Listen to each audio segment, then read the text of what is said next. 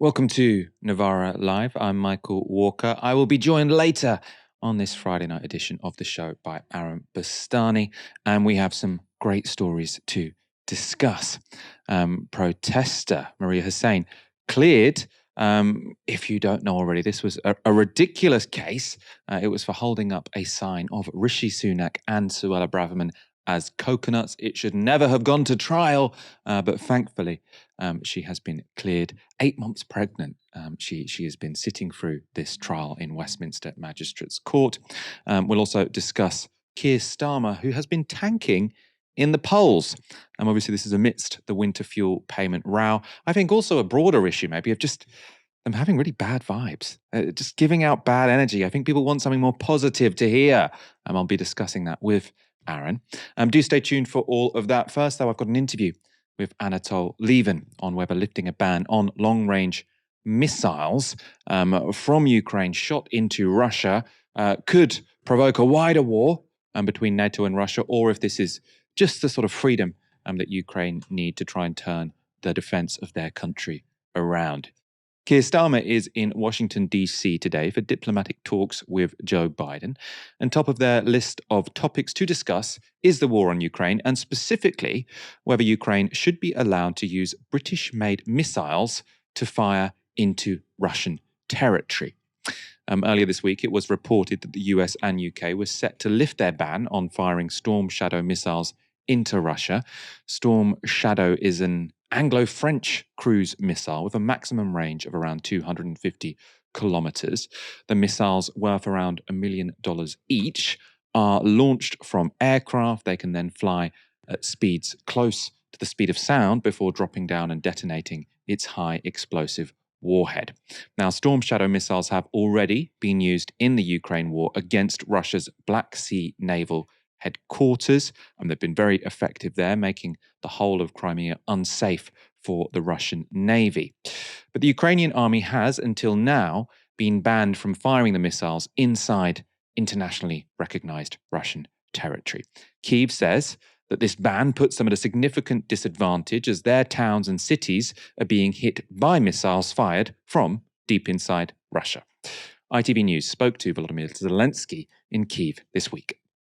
President Zelensky, for British TV, what's your message to United Kingdom for your support, but we are still waiting for your permission. You know about it, I think, something. Why do you need it so badly? We need to survive. With constant attacks on civilians and infrastructure across Ukraine and on front lines in the east, the president and his advisors believe being able to use missiles to strike deep inside Russia will make a difference. We do everything what is necessary from our side, and now waiting for the so important and I think historical decisions from two leaders of great nations, our big friends, our partners. How confident are you and how badly do you need that? We need it very much and urgently. So they said they need it very much and urgently. I have to say, when I first heard about this story, saw the idea of these missiles going deep inside Russia, that sounded very worrying. I mean, it potentially still is very worrying. But I suppose a clarification here, which I do think is important. I found this map from ITV News very useful. So it shows where Ukraine is asking to be able to fire these missiles. They want to be able to launch Storm Shadow missiles at Russian airfields very close to the Ukrainian border in places like Kursk, Milarovo and Rostov. So we aren't talking about British-made missiles landing in St. Petersburg or Moscow.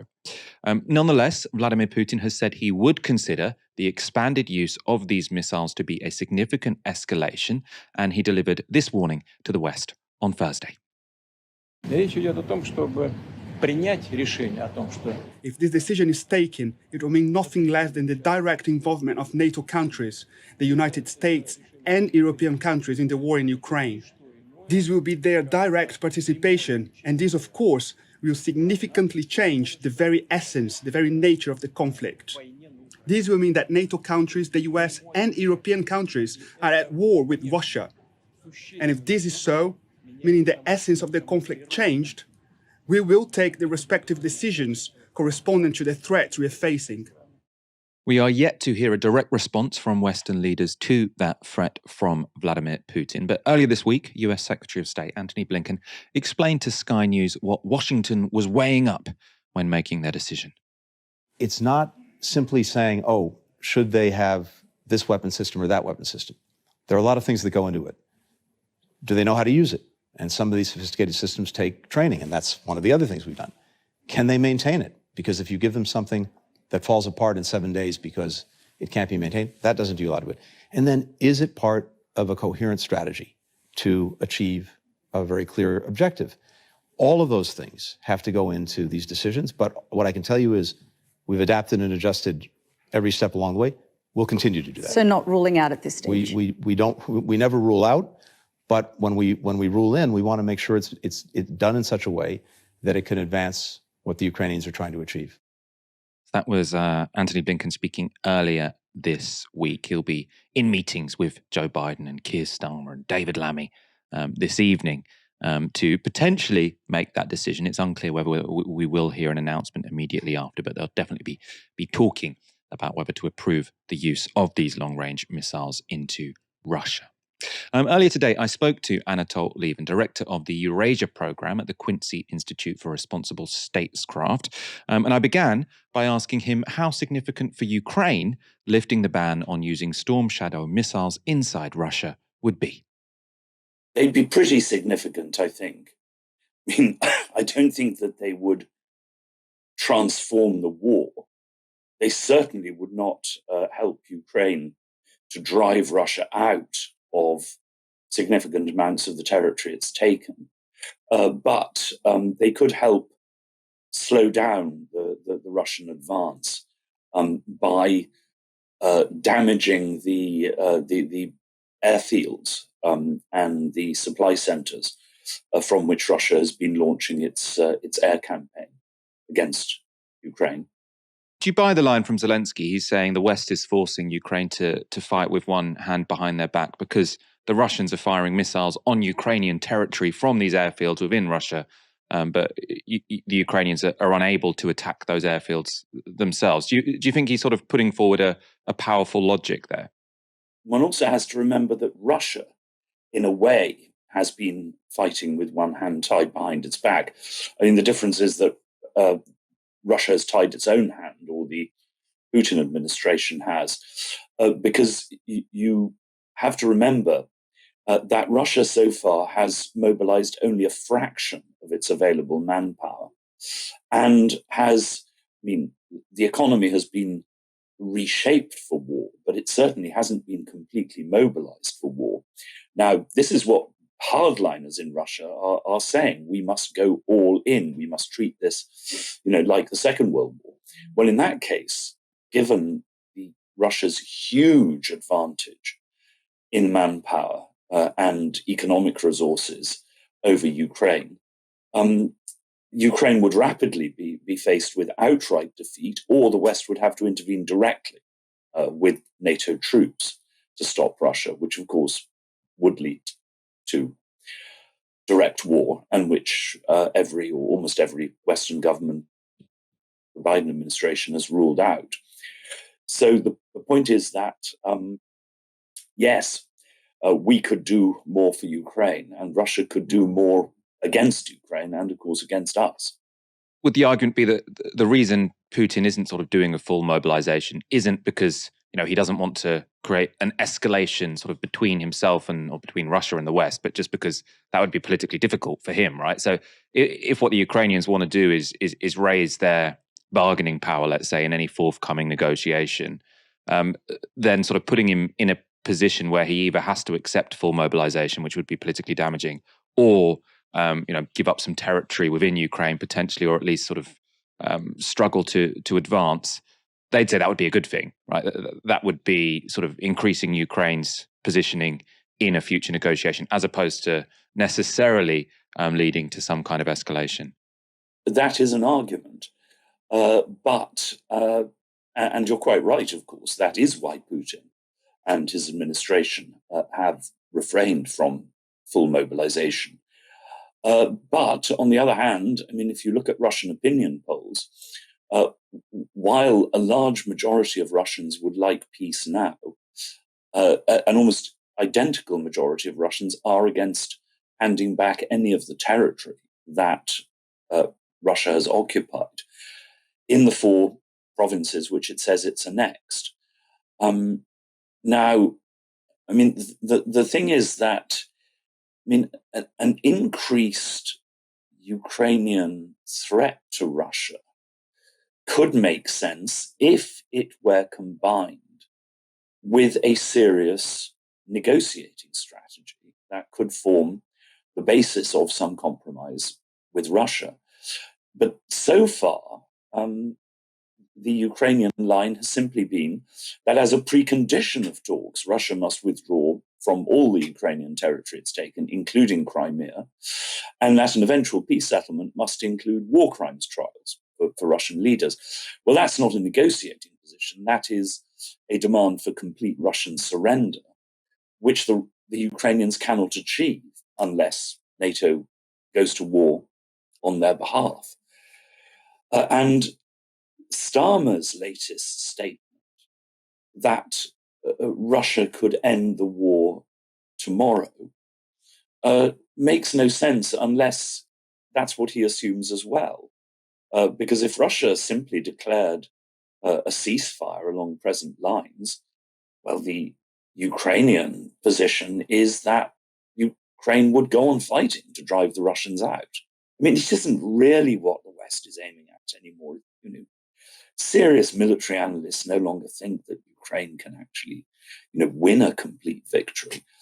But if the official position remains complete Russian defeat, well, to prevent that, Russia would, in the end, mobilize far more of its resources. And how should we understand, I suppose, the red lines that each side are verbalizing here? Because, I agree. What you're saying Ukraine are putting forward as their red lines are completely unrealistic. At the same time, Russia is claiming that, the entire region of Donetsk, Kherson, Luhansk, and Zaporizhia are part of Russia. Now, much of that is land which is not only legally part of Ukraine, but also de facto controlled by Ukraine. So the Russians would be asking for parts of Ukraine which it's not even yet occupying. So is it not the case that both sides are putting forward radically unrealistic red lines, and that's sort of inevitable until both sides look ready to have some kind of negotiation? At the moment, it seems that neither side is. Yes. Now, the thing is, you say that Russia has put forward this unrealistic demand. I mean, Putin set this out, Ukrainian withdrawal from the remainder of Zaporizhia and the Donbass and Kherson. He didn't explicitly say that if the Ukrainians did this, Russia would occupy these territories. That leaves open the possibility that they could become demilitarized zones. It's only a faint possibility, but this is the kind of thing which has to be explored in negotiations. But you have to begin these negotiations from a fundamental standpoint of reality.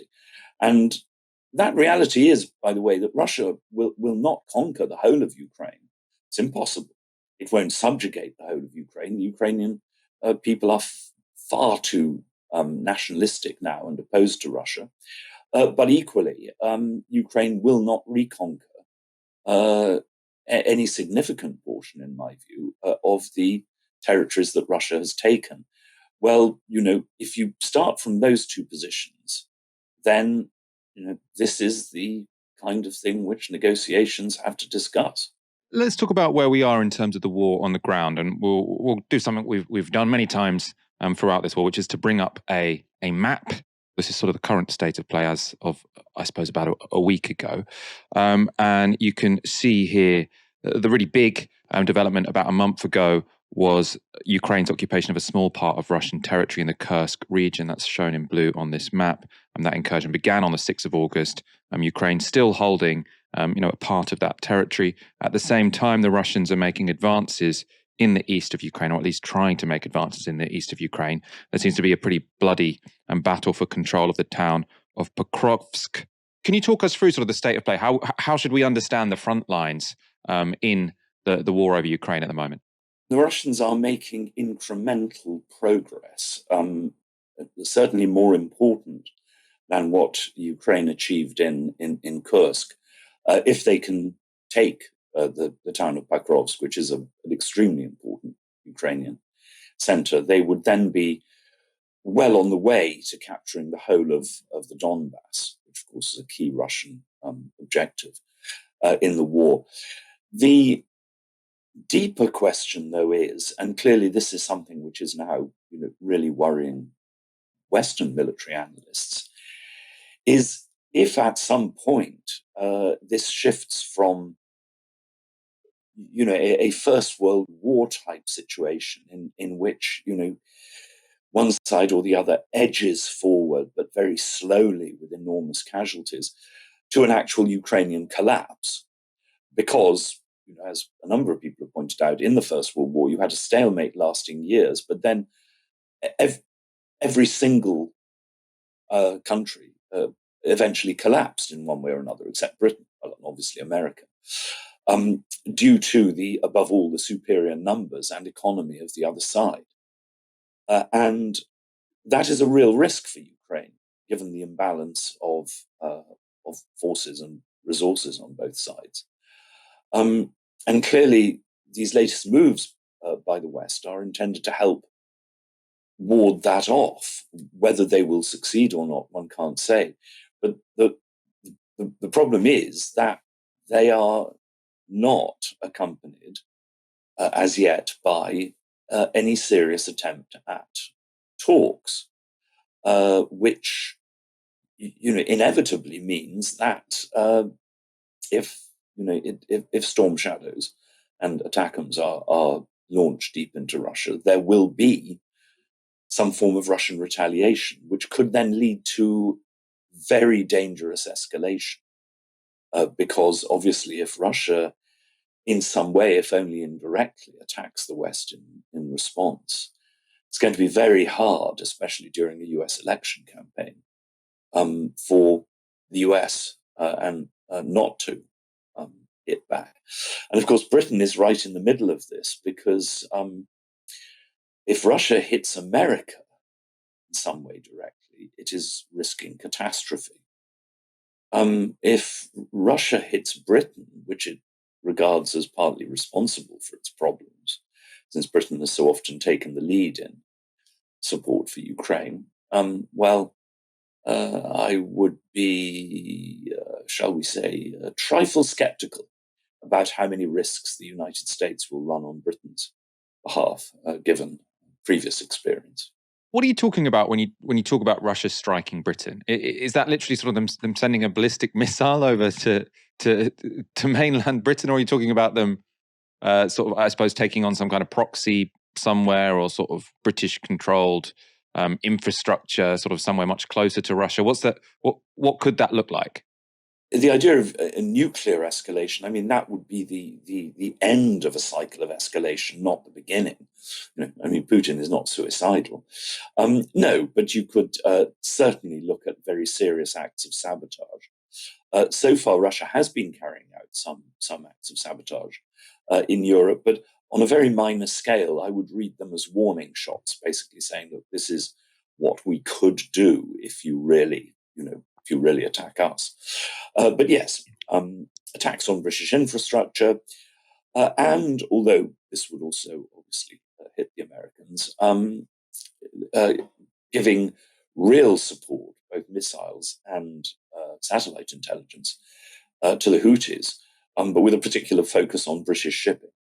Oh, that's interesting. I hadn't considered that. Let's talk about how this could play into the US election. I suppose actually more, because I don't think this will be a deciding factor in the US election, how the US election could feed back to influence the Ukraine war.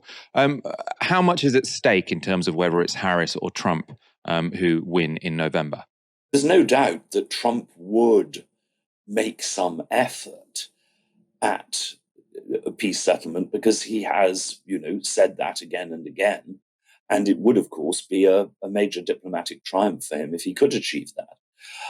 But there are no indications, including from the latest presidential debate, or the only one, probably, that he has any idea of how to set about this.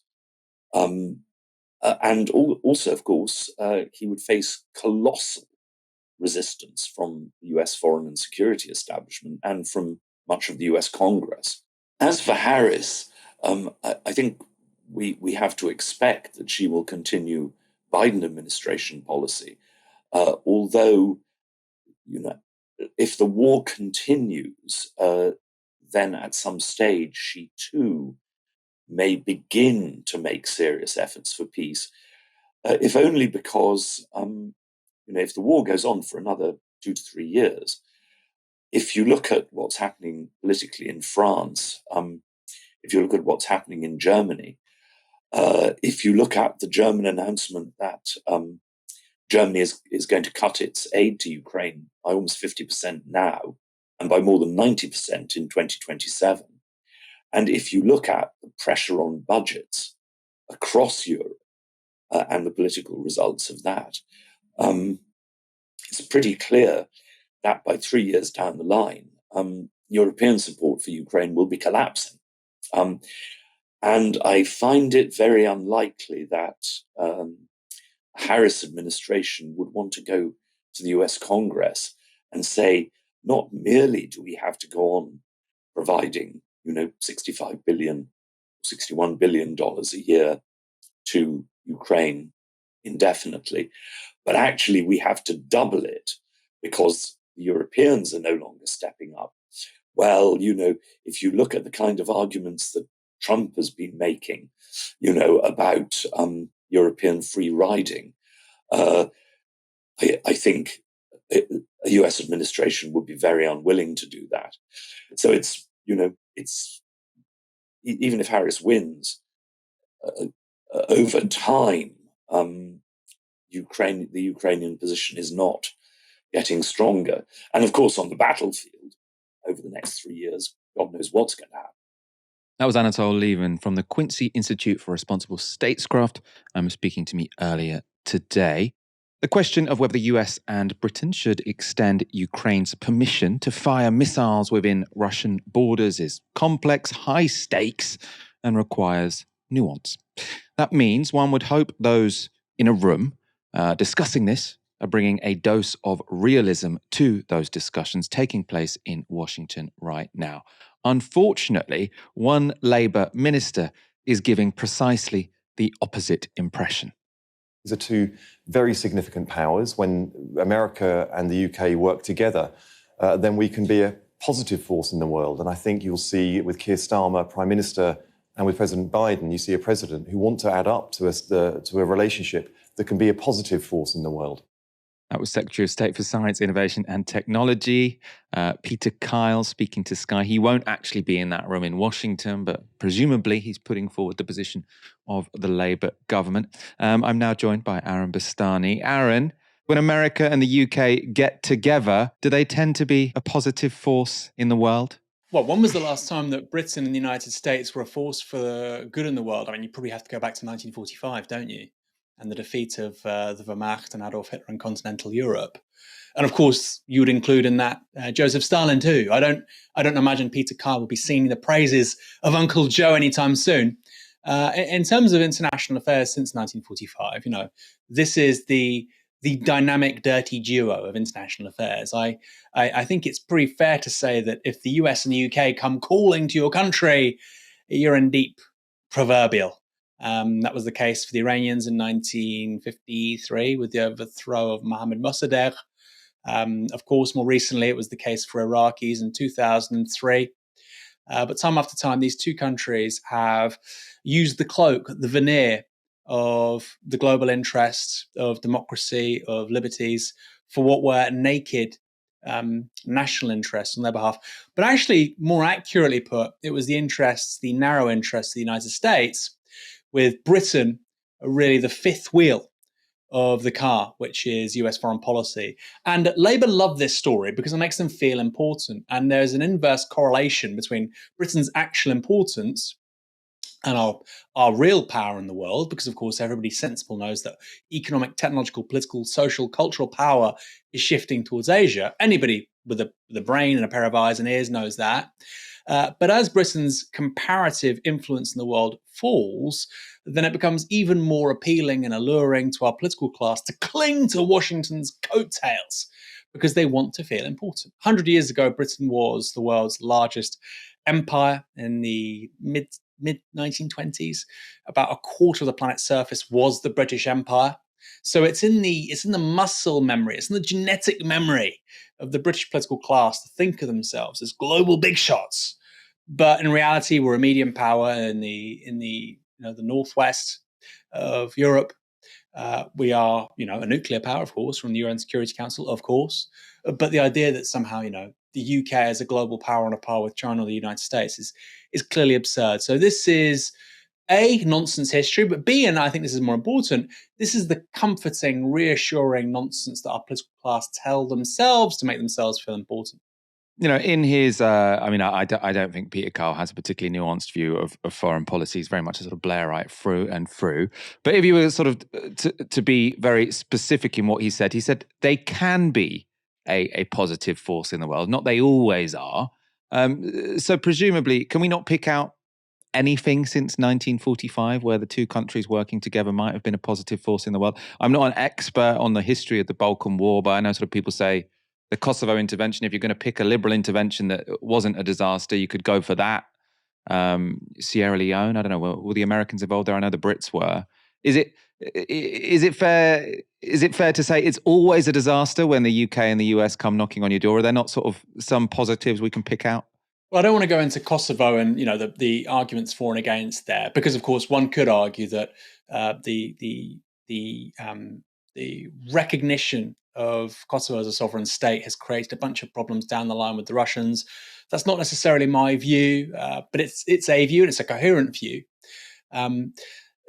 Look, if you're talking about the UK and the US together, going through the apparatus of NATO, then maybe you may be able to talk about Kosovo. But even then, I don't think I would necessarily agree. But if we're talking about, it's not unilateral because there's two of them, of course. But if we're talking about action taken exclusively by these two countries, and even then, if you talk about NATO, my God, Michael, Libya, Afghanistan. So you might use Kosovo as an edge case, I suppose. But even then, I don't think it's as clear cut as people make out. There was an argument to stop Milosevic and the Serbs, but then, of course, there was also bombing of Belgrade against civilian targets. We can have that argument, but it wasn't as sort of smiley faced and as purely wondrous as we're often led to believe. So look, I think generally speaking in international affairs, when the US and UK get involved in something, generally speaking, almost always, it's not really about democracy and liberties. It's something very different. And and the UK, as I've already said, Michael, is really an appendage here. If you're looking at Europe, you can make a positive case for US empire. Right? Now, I'm not making a case for US empire. I don't believe in imperialism, but you could make that case because you can say that actually we have US empire in the 21st century, and look, Eastern Europe has developed incredibly well. If you look at just the brute numbers, nominal GDP, etc., since the fall of the Berlin Wall, it's done very well. But then let's do an accounting of the whole planet, Michael. And frankly, when the US and UK get together, Southeast Asia does very badly. Just ask people in Malaysia. Just ask people in Vietnam. Of course, the Brits weren't involved there, but these two powers in combination, Or go to West Asia, go to the Middle East, and see what Palestinians think of the Brits and the Americans over the last century, or see what Iranians think, or see what Iraqis think. So, the experience and the apologism for US empire for people in Europe. So a Pole or a Slovak might say, I think it's great, you leftist idiots. They can make that argument. But actually, when you look at the world and the round, if you look at, like I say, Southeast Asia, Sub-Saharan Africa, West Asia, very, very different story. Would the Japanese disagree? I suppose because the Middle East is clearly the area where you look and you say they've been a complete disaster. Is it the case that sort of in East and Southeast Asia, it's a bit more mixed? Some countries think that the US and the UK are a disaster. Some countries think that maybe they have been, a force for prosperity and security. Well, technically, Japan is Northeast Asia. So Southeast Asia, I mean, well, the Indonesians would now say that, of course they would, but there was a mass murder of the Indonesian Communist Party, trade unionists, democratic activists. 1 million people were killed. 1 million plus people were killed in the 1960s. You've of course got Laos, you've got Vietnam, you've got story after story of absolute horror. And by the way, the amount of munitions dropped on the people of Vietnam and Laos by the US Air Force in the 1960s, 1970s is extraordinary. It blows out of the water the Dresden bombings in terms of the sheer power of the munitions being dropped. So, look, and again, it's not to say that the Americans are, evil and these other guys are really, the Russians are goodies. I'm not saying that. What I'm saying is you might make an assessment of US empire looking at Europe and come to very different conclusions if you look at, say, the Middle East, Sub-Saharan Africa, or like I say, Southeast Asia. Yeah, I think that sounds very reasonable. Perhaps the most pointless trial in recent British history has concluded today, and sanity has won out. Marieha Hussein had been charged with committing a racially aggravated public order offence for holding up a sign portraying Rishi Sunak and Suella Braverman as coconuts at a pro-Palestine demonstration. The court heard from prosecutor Jonathan Bryan why Hussein should be found guilty. So this is the prosecutor, he said this: there were people present who were likely to have been caused harassment, alarm and distress by seeing what was on that placard.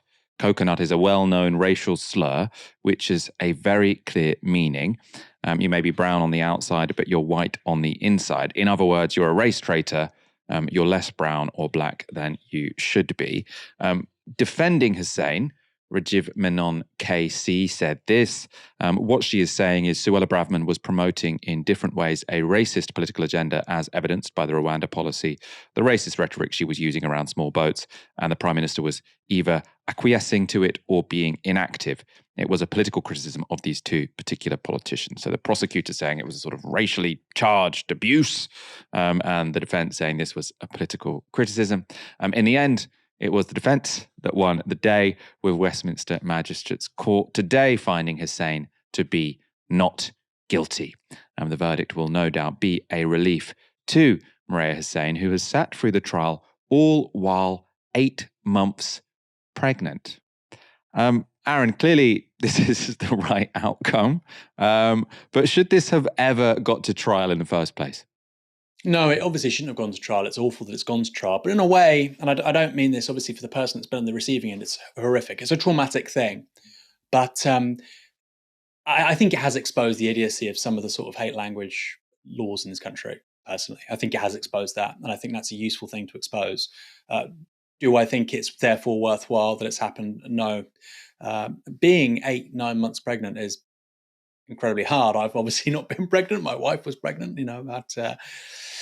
we had our baby, 10 months ago. And that last couple of months in particular is incredible. That third trimester is so physically tough. And I just can't imagine what it's like for her to have been through. Hopefully in the next couple of months as she brings a new life into the world, it's behind her.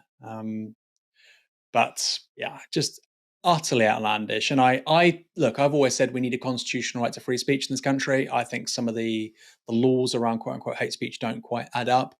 That doesn't mean that people can call each other, slurs. But I think in this particular instance, with a bit of context, it was a perfectly okay thing for somebody to say. And like I say, I think fundamentally here that the need is for a constitutionally enshrined, codified right to freedom of speech. And that needs to be taught to kids at school. And it needs to be a small, tiny document like the Americans have got. And this right exists and you're proud of it. And it's very constitutive of your citizenship. And that to me is the only way we get out of this weird world we're now in, because Michael, everybody now has smartphones, everybody's on social media, everybody has an opinion. I don't care if, several thousand accounts on Twitter think this person is bad. I literally don't care. You're welcome to your opinion, but they've broken the, call the police. No, right? Because if we had this codified right to free speech, we know, it's a free country. She has the right to say what she likes within certain limits. Leave her alone. I think that's a very sensible place to be. But until we have a codified right to free speech, we're going to find these case after case after case after case of just nonsense. Nonsense about something that one person might find offensive and somebody else might not care about. I personally don't care. And it's perfectly reasonable thing for her to say. You might be offended. Okay. Well, being offended isn't necessarily a crime. We're not there yet. But like I say, I think we really need that codified right to free speech. For me, if you're talking about constitutional change in this country, electoral reform and PR comes first, but then it's the right to free speech. Is there not a slight tension, though, in your answer there? Because on the one hand, you're saying we need this right to free speech. People being offended doesn't matter. But you did also say it doesn't mean you get to call people slurs. And I suppose, the prosecution here, who clearly, I think the judge made the right decision, right? But clearly the prosecution here was saying this was a slur. So who gets to, well, when you say it doesn't mean you get to call people slurs, do you mean that legally you should be banned from calling people slurs? Or do you mean that sort of morally we shouldn't call people slurs? Because otherwise it's inevitable that you are going to have judges decide what is and isn't a slur. And then you will get edge cases like this being heard in court. So some of this is already covered under other laws. If you start screaming at me and call me the P word in the street and it's aggressive in a certain way, like I think that can be it could be public disorder, breach of the peace. There might be violent disorder if other things are going on. But frankly, I think the left, by the way, needs to have a really big conversation about this stuff. I think this is something that the United States gets correct, personally. And I think it's a moral issue and not a legal one. If somebody wants to call me the P word, and it's not in a way that could clearly lead to alarm or distress in a way that violent disorder would, like they're screaming at me on the street, I think that is a criminal offence. But if somebody tweets it at me, I think they're an idiot. I think they're a moron. They're an asshole. They're a bad person. But I don't think if somebody was therefore arrested and might face prosecution and might even face custodial. I mean, you wouldn't face custodial, but I'm just, let's go through the motions here. I think it's kind of idiotic. And I think obviously there are downsides to that. People will say bad things. You might be offended about some things. But I think that the sort of the operating level here politically is ethics and morality, not criminalizing like words. Ultimately, there needs to be a really, really high threshold for that. So in some countries like Germany, for instance, because of the history there, Nazi rhetoric, etc., is criminalized in a certain way. And I think that's a sensible thing to do given the history of that country. But I think broadly speaking, the approach, like I say, the US has on this is the right one. Yeah, and the American approach is very different from ours because that sort of speech becomes illegal if it's harassment or if it's a threat. Or incitement, I suppose, but it can never be because it's offensive, and that's not the case in UK law. Offensive speech can be illegal because it's offensive if it's deemed to be sort of racially charged. Aaron, before we go on, because this is going to distract everyone in the comments for our final two stories, and the truth needs to come out. Why are you in Ash's house? We're doing an episode of Wife Swap. No, we're not. We had a meeting here at Novara Media earlier on today, and we had the meeting at Ash's place in London. So it was just a monthly meeting that we have of certain people in Novara to make certain decisions. And that was it. And otherwise, I wouldn't be able to co-host tonight, Michael. So that was the choice. And obviously, Ash lives in North London. So for me to get down to the studio would have been quite hard, given the meeting finished at 5:30. So instead, I just zipped up here. I watched your excellent report on Russia, and here I am in a setting that one would normally associate with the far more lucid Ash Sarkar. Very good answer, even if a fairly undramatic one. China is set to raise its retirement age for the first time since the 1950s. It's a really interesting story. The move was approved by China's top legislative body today, and it will see the statutory retirement age increase from 50 to 55 for women in blue-collar jobs and from 55 to 58 for females in white-collar jobs. So from quite a low age to slightly older, but still quite low age. And men will see an increase from 60 to 63. China has for a long time had some of the lowest retirement ages in the world. And that was always bound to come into conflict with its aging population. Now, thanks to its low birth rate and high life expectancy, China has one of the fastest aging populations in the world. Between 2020 and 2022, the proportion of Chinese people over 60 years old almost doubled from 10% to 18%, and by 2080, it is expected to have an older population than both the United States and Japan.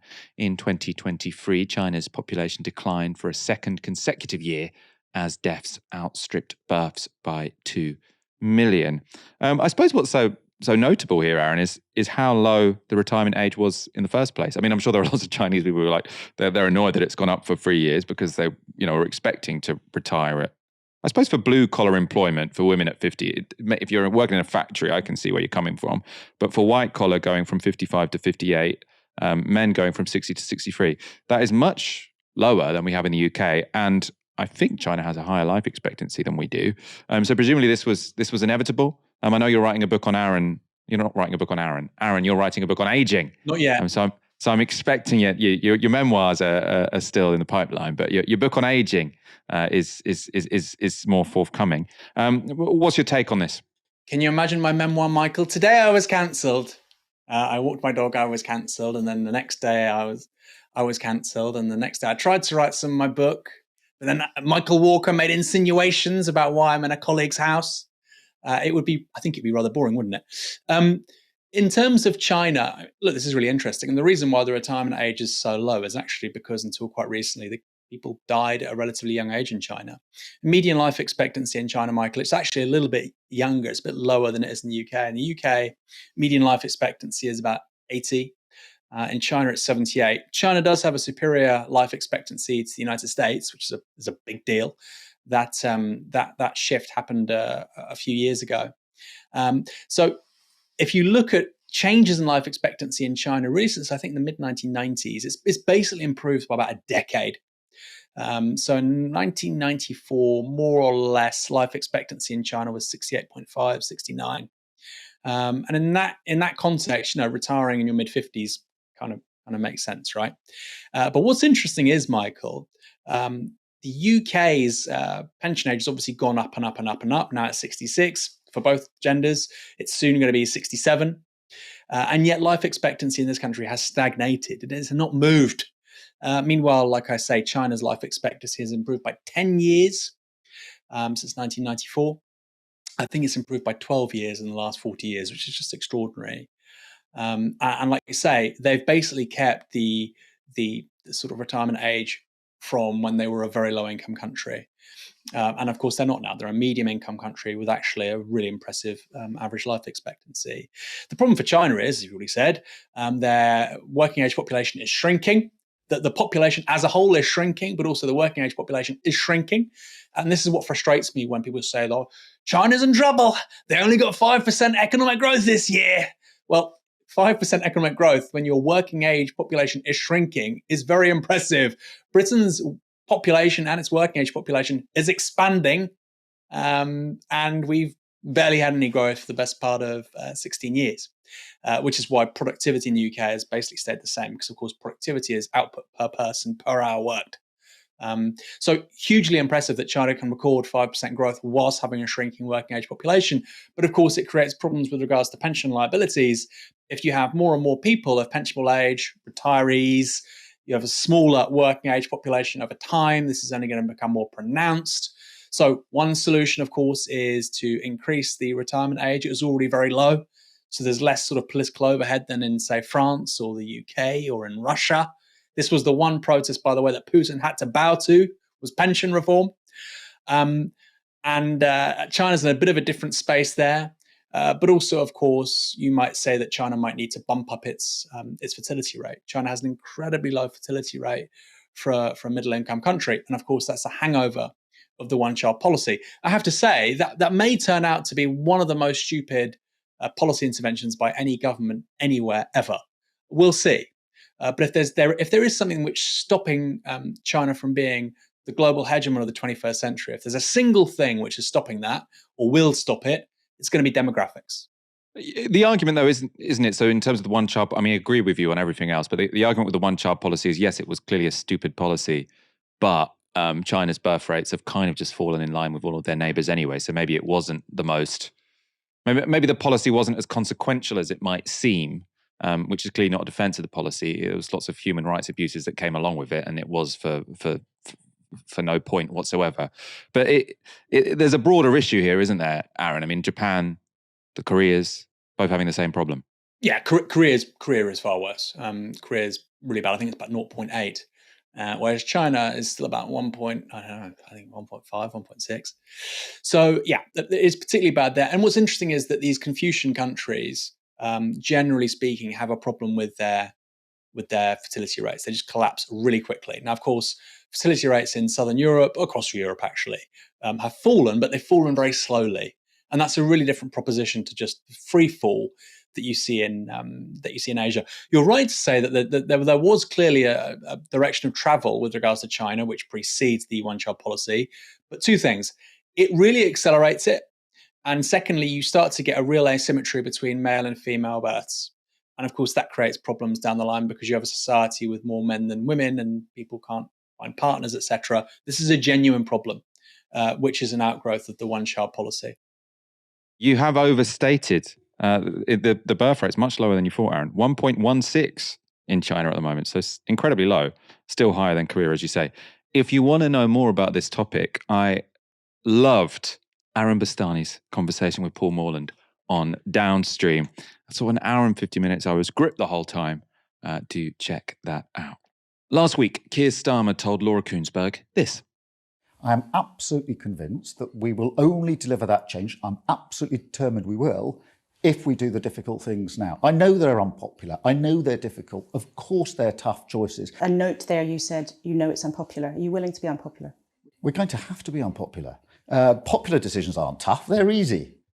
Well, if unpopularity was Starmer's wish, he got exactly what he wanted. According to YouGov, 55% of the public now disapprove of the Labour government. That's up from 30% in July. And only 19% of us approve of the government. That's down from 30% when they were first elected. Now, that is a pretty dramatic decline, and it's reflected in voter intention polls. Labour already down 6 points since the general election, with 29% saying they would vote for them. Of course, we're 4 years out from the next election, so voting intention polls shouldn't be taken too seriously. And in any case, Labour will take comfort in the fact they're still doing better than the Conservatives. But the speed of their slide is still historically unusual. Owen Winter at The Economist has plotted how a governing party has polled in the days after winning a general election, and it usually takes a very long time for them to fall below the 30% mark. So it took Blair's Labour 3 years to fall below 30% after the 2001 election. Well, that's 1,104 days. It took Johnson's Tories 2 years to fall below 30%. And even John Major had over a year before the Tories went under 30. For Starmer, it's been a mere 70 days. So what's the cause of this dramatic fall in Labour's appeal? Well, on some issues, they did have some bad luck. Releasing convicted criminals early is never going to be popular, but they had no choice. And Labour can't exactly be blamed for the far-right riots. But other errors have been self-inflicted, chief among them the cut to the winter fuel allowance. And it's difficult to avoid the conclusion that the whole party just gives off unnecessarily bad vibes. And that was something recognised by the former chief economist at the Bank of England, Andy Haldane.